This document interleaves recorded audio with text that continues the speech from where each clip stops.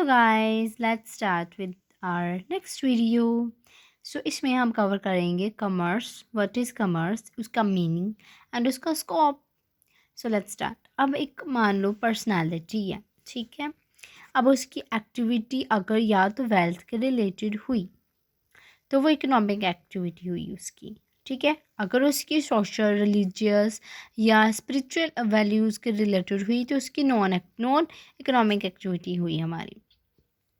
अब एक पर्सनैलिटी है, उसकी जो रिसोर्सेज है वो बहुत सारी लिमिटेड होती है रिसोर्सेज, है ना। और उसकी जो डिमांड्स भी होती है वो भी बहुत सारी, उसको जैसे घर भी चाहिए, उसको बहुत सारे पैसे भी चाहिए, उसकी वांट्स एंड नीड्स इतनी ज़्यादा होती है ना एक कंज्यूमर की, या हम एज अ ह्यूमन बीइंग हमारी इतनी ज़्यादा वांट्स एंड नीड्स होती है कि जो हमारे रिसोर्सेज है वो बहुत सारे लिमिटेड हो चुके हैं अब तो जो स्कैर्स रिसोर्सेज हैं हमारे, जो स्कैर्स यानी किसी कोई कोई जो कम हमारे रिसोर्सेज हैं, अगर हम उसको ही यूज़ करेंगे तो बहुत ज़्यादा ज़रूरी, बहुत ज़्यादा सही भी है और ज़रूरी भी है। हम अपने स्कैर्स रिसोर्सेज को इस तरीके से यूज़ करेंगे कि हमारी जो नीड्स एंड जो वांट्स है ना वो हमारी क्लियर हो, ठीक है। अब हमारी जो बिज़नेस की एक्टिविटीज़ होती हैं वो दो तरीके से यूज्ड होती हैं, दो तरीके आते हैं। एक तो इंडस्ट्री हमारी होगी और दूसरा हमारा कमर्स।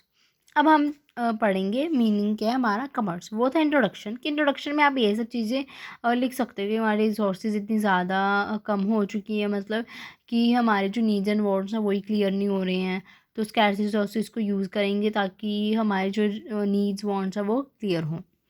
मीनिंग है कमर्स का जो एक्टिविटी, ये एक एक्टिविटी होती है कमर्स, बाय करना और सेल करना गुड्स एंड सर्विसेज को एक लार्ज क्वांटिटी या स्केल में, ठीक है। ये रेफर करती है एक्टिविटीज़ जो नेसेसरी होती है ताकि हम बाय कर सके गुड्स एंड सर्विसेज एक प्लेस जो ओरिजिन है जहाँ से बनी है वहाँ से to the place of consume जहाँ इसने जाकर कंज्यूम होना है।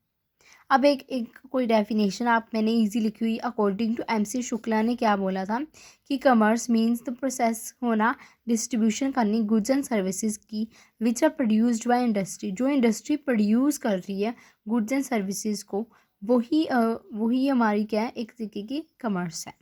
अब कई जाने होते हैं ना वो ट्रेड एंड कमर्स को एक ही चीज़ समझ लेते हैं, बट नहीं। ट्रेड अलग चीज़ होती है हमारी, कमर्स अलग चीज़ होती है। बाय करना है, सेल करना गुड्स एंड सर्विसेज को, वो हमारा ट्रेड होता है। ट्रेड एक छोटा सा हिस्सा है कमर्स का, ठीक है। कमर्स में क्या इंक्लूडेड होता है, ट्रेड, ठीक है। तो ये ट्रेड एंड कमर्स अलग अलग कंसेप्ट है। ट्रेड किसका है, कमर्स का एक छोटा सा हिस्सा है। तो ट्रेड हमारा यूजुअली यही होता है, बाय करना और सेल करना गुड्स एंड सर्विसेज को। नेक्स्ट है हमारा स्कोप क्या है कमर्स का। एक तो ट्रेड करना और एड्स टू ट्रेड, मतलब हेल्प, एड होता है हेल्प, है ना, हेल्प्स टू ट्रेड। अब जो ट्रेड है वो क्या, बाय एंड सेल करना गुड्स एंड सर्विसेज को। अब ये ट्रेड हमारे बहुत सारे होते हैं कि internal trade, external, wholesale and retail trade. Internal trade हमारी कौन सी होती है, local trade, local trade. Local trade हमारी कौन सी होती है, जो लोकली, जैसे कि मान लो मैं पंजाब में रहती हूँ, तो मेरी जो सिटी है वो है लुधियाना। तो लुधियाना के बीच बीच में ही लोकल ट्रेड होगा हमारा, जो वेजिटेबल्स मिल्क है, जो छोटे छोटे जो शॉपकीपर्स हैं या छोटे जो बिजनेसमैन हैं वो अपने मतलब लोकल ट्रेड ही करेंगे, वो वेजिटेबल्स या फिर मिल्क जो डेली है, जो ड्यूरेबल नहीं है, पर्शेबल है, ठीक है। जो डेली डेली जाते हैं, पर्शेबल आइटम्स होते हैं जो। एक स्टेट ट्रेड होता है। अब स्टेट ट्रेड में जैसे कि स्टेट्स में जाके जो ट्रेडिंग होती है वो। नेशनल ट्रेड मतलब ये इतना इजी है ना, ये आप वर्ड से ही क्लियर है। लोकल ट्रेड जो लोकली ट्रेड हो रहा है हमारे गुड्स एंड सर्विसेज का, स्टेट का स्टेट लेवल पर हो रहा है ना, वो थोड़ा ड्यूरेबल वे में होगा। और जो नेशनल ट्रेड है हमारा वो भी हमारा ड्यूरेबल ही होगा, पर्शेबल तो होगा ही नहीं, है ना। तो जैसे पेट्रोल हो गया, आयरन हो गई, स्टील हो गई, ये सारा हमारा नेशनल ट्रेड के ऊपर ही है। फिर हमारा आ जाता है एक्सटर्नल ट्रेड, हमारा क्या है, इसमें भी यही है, इंपोर्ट करना। इंपोर्ट यानी मतलब कि बाय करना, ठीक है, गुड्स एंड सर्विसेज को। एक्सपोर्ट यानी कि सेल करना, जैसे हम इंपोर्ट करते हैं अपनी जैसे कि हम साल्ट जो है हमारा नमक जो है, हम वो पाकिस्तान में सॉरी इसमें आएगा एक्सपोर्ट वाला, एक्सपोर्ट वाले कि हम सेल करते हैं अपना सॉल्ट, ठीक है। और पाकिस्तान से भी हम कुछ ना कुछ बाय कर रहे हैं, तो वो हमारा इंपोर्ट हुआ, एक्सपोर्ट वो जो हम सेल कर रहे हैं। एंट्री पोर्ट हमारा वो होता है यानी री एक्सपोर्ट करना, ये दोनों का इम्पोर्ट भी होता है इसमें, और इसमें एक्सपोर्ट दोनों होते हैं। इम्पोर्ट एंड एक्सपोर्ट इसमें दोनों आ गए हमारे। नेक्स्ट हमारा होलसेल ट्रेड हो गया। जो होलसेल वाले होते हैं वो अपने कहाँ से गुड्स एंड सर्विसेज बाय करते हैं, मैन्युफैक्चरर से। ठीक है, वो फिर बाद में किसको सेल कर देते हैं, रिटेल ट्रेड। रिटेल वाले कहाँ से लेते हैं, ये होलसेल से लेते हैं। ये सारा जो सिस्टम है ट्रेड का, ये इंटर रिलेटेड ही है। तो ये बहुत ज़्यादा इजी कंसेप्ट है और आपको बहुत इजीली समझ में भी आ जाएगा। इसमें आई डोंट थिंक सो आपको बहुत ज़्यादा अपना ब्रेन यूज़ करने की नीड है। ये आपको वैसे भी नॉर्मल ये जो डे टू डे एक्टिविटीज़ हमारी होती ही रहती हैं। अब नेक्स्ट हमारा आ गया एड्स टू ट्रेड, मतलब ट्रेड अब हम कर तो रहे गुड्स एंड सर्विसेज, वो कैसे कर रहे हैं, कुछ हमारी हेल्प भी तो कोई चीज़ें करती ही होंगी। तो ये सारी चीज़ें हमारे हेल्प करते हैं। ठीक है, अब जैसे हमारा सबसे पहले आता है कि हम डिस्ट्रीब्यूट अगर गुड्स एंड सर्विसेज को करेंगे तो डिस्ट्रीब्यूशन के लिए हमें ट्रांसपोर्टेशन की भी तो नीड चाहिए।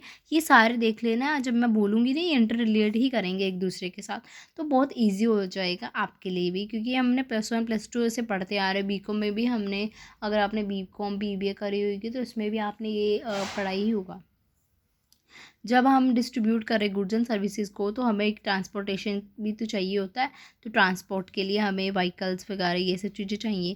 फिर उसके बाद अगर हम ट्रांसपोर्ट वगैरह ये सब चीज़ें कर रहे हैं, बैंक क्या, बैंक भी बहुत बड़ा रिसोर्स है कि ट्रेड में एड है, एक ही हेल्प बहुत बड़ी चीज़ कर रहा है कि हमारे जो चेक्स या कोई भी ट्रांजेक्शन्स वगैरह जो हम हमारे हेल्प कर रहे हैं।